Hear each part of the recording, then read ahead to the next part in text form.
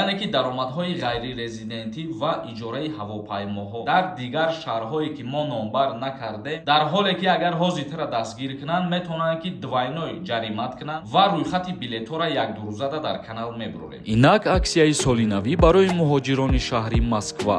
Агар ба шумо духтури дандон лозим бошад, пас ба рақамҳои рӯи экран дар тамос бошед.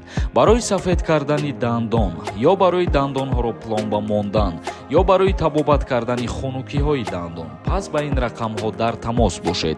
ҳатман аз номи мо гап занед, ба шумо тахфиф карда мешавад. ассалому алайкум ба ҳама тамошобинони барномаҳои Сорбон Сафаров. Тамошобинони азиз, ҳатман дар видео лайк мондана фаромӯш накунед. Ахборотҳои нав ва ҷавоб ба саволҳои шумо. Парвоз зиёд, билет арзон, ҳавопаймоҳо нав мешаванд. Вакили тоҷик аз оқибати сабукиҳо қайд намуд. Сабукиҳо ба ширкатҳои ҳавопаймоии ҷумҳурии Тоҷикистон интихоби хатсайрҳои ҳавопаймоӣ барои мусофиронро зиёду нархи чиптаҳоро арзон мекунад. яъне ки тағйирот ва иловаҳо дар кодекси андоз ворид карда мешавад. яъне ки налог супоридан барои анаҳамин ҳавопаймоҳо, барои анаҳамин фурудгоҳҳо тағйирот ворид мекунанд. вақте ки налогҳо арзон шуданд дар ин мавзӯъ, ҳатман нархи чиптаҳо арзон карда мешавад ва инчунин хатсайрҳои нав роҳандозӣ карда мешавад. бар асоси тағйироти қабулшуда ба кодекси андози ҷумҳурии Тоҷикистон, даромадҳои ғайрирезидент аз иҷораи ҳавопаймо, чархбол ва муҳаррикҳо, хизматрасонӣ ва таъмири киштиҳои ҳавоии ширкатҳои ватанӣ аз пардохти андози даромад озод карда мешаванд. инчунин воридоти сӯзишворию меъёрҳои кимиёвӣ ва равғанҳои молидани барои ҳавопаймоҳо, чархбол, воридоти худи киштиҳои ҳавоӣ, муҳаррикҳо бевосита аз ҷониби ширкатҳои ҳавопаймоии ватанӣ аз андоз аз арзиши иловашуда озод карда мешаванд ва инчунин сӯзишворие ки барои ҳавопаймоҳо ворид мешавад аз андози арзиши илова озод карда мешавад. Сабукиҳои мазкур тӯли 5 сол муқаррар карда шуданд ва интизор меравад ки то соли 2027 инчунин мебошад. ин буд як хушхабар дар ҷумҳурии Тоҷикистон. бениҳоят кори хуб ва бениҳоят манфиати зиёд ба мардум меорад. ва акнун мегзарем ба қисми хондани комментарияҳо. Пирзода нависонда: ассалому алайкум ака, финали конкурс каяй аждаткунира як чишидем, як моҳ зиёд шидух, я бача кай сарш мекунӣ. Тамошобинони азиз, аллакай ма чандум бора дар видеоҳом гуфтаистам ва нагӯед ки ба мо хотиррасон накардӣ. рӯзи 16 декабр соати 18:00 финали конкурсай. Абдуллоев нависонда: ассалому алайкум акай Сорбон, нархи патент дар шаҳри Нижний Новгород соли 2023 мегуфтем чанд кам мешавад. ма оиди нарху навои патент дар чандин шаҳрҳои Федератсияи Россия қиматшавиш видео кардагиам. кадом шаҳрҳоеша ки тасдиқ кардагианд ман номбар карда гуфтам. аз шаҳрҳоеро ки номбар накардаем значи дори тасдиқ шидагӣ нестай. Нарзуллоев нависонда: ассалому алайкум акай Сорбон, аз Тоҷикистон пенсия биромадагӣ. одами калонсол 68 сола Россия биёяд патент мекунад ё не? агар 6 моҳ ё 1 сол гардад Россияда, пешакӣ раҳмат.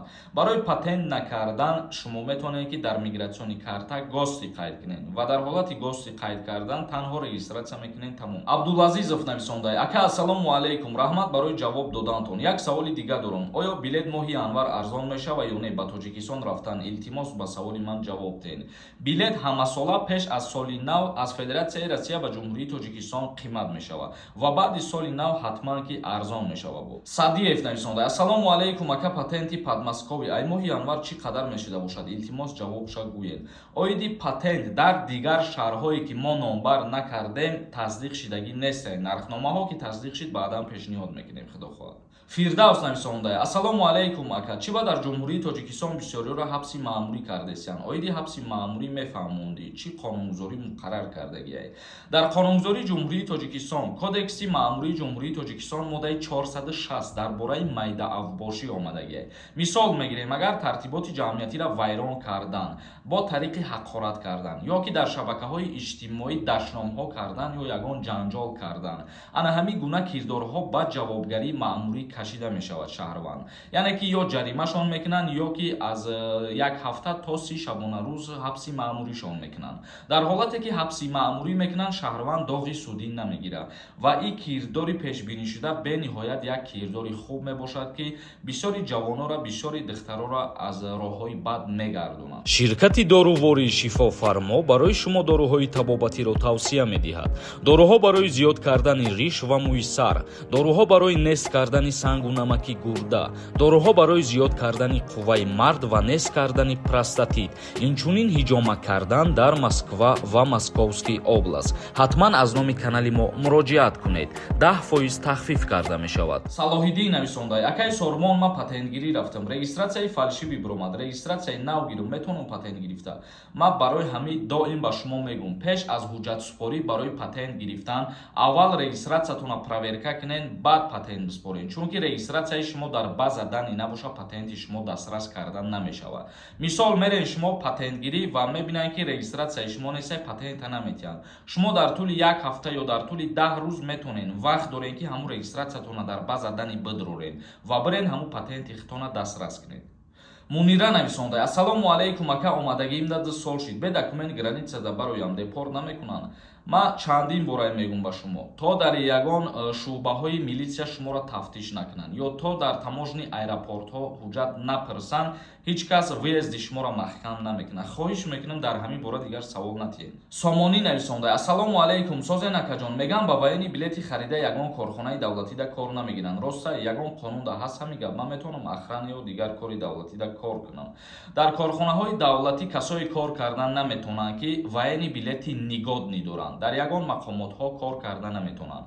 Вале агар бо тариқи пардохт кардани 26880 сомон ваени билет бигирӣ, дар мақомотҳо кор карда метавонӣ, чунки ту рафта 1 моҳ дар оҷа хизмат мекунӣ, бигем дарсҳои ҳарбӣ мехонӣ, баъдан соҳиби ваени билет мешавӣ. Саид Аҳмад нависондай: акай Сорбон, ассалому алайкум, хоҳиш ака ҳамин саволи мада ҷавоб дед. Мара 1 сола видварения кардагиам, 5 моҳуш гузашт. Ман Россия набиромадам, регистратсияам надорам. Ман метавонам граница пересекат кунам, гости зада бидром. Наметавонӣ бародари азиз, запрет дорӣ. Дар ҳоле ки агар ҳозир тира дастгир кунанд, метавонанд ки двойной ҷаримат кунанд ва ҳамин муҳлати видваренията бигиранд, ба депорт табдил битиҳанд, боз 1 моҳи дигар маҳкамат кунанд. Ту як бор бародари азиз худат фикр кун ки тира запрет кардагианд. Вақте ки ту биромадӣ, чӣ хел медурӯи дигар? Ягон роҳ надорӣ. Қурбонали Насимҷон нависонда: ассалому алайкум, созен билети ман наомад ку. Касое ки аз конкурс билет харидагианд, сабр кунед, билетҳои ҳаматона роӣ мекунанд ва рӯйхати билетҳоро 1-2 рӯзада дар канал мебурорем. Али Камолов нависондай: аблава рафтесай дар аэропорт, қапидесам, бом меген намеқапад. Бародари азиз, даъваткунӣ ба хизмати ҳарбӣ ба анҷом расидагиай. Имрӯз аллакай 13 декабрай, тамом шудагиай. Комил Ёров нависондай: ассалому алайкум, ака ҳамин корат уқа кор нест, бас кунен ҳамин рекламаи конкурса, хитон медонен ҳаромай, бо реклама мекунен. бале бародари азиз, дуруст гапат ва мо қабул медорем. Суханҳое ки ба манфиати мо қабул мекунем ва хатогиҳои худмонро ислоҳ мекунем. ҳар касе ки моро ба манфиат мо гап мезана, мо суханиро қабул дорем. Тамошобинони азиз, ба ҳамин барномаи имрӯзаро ҷамъбаст мекунем. То видеоҳои оянда, худованд ҳамаи мо шуморо нигаҳбон бошад.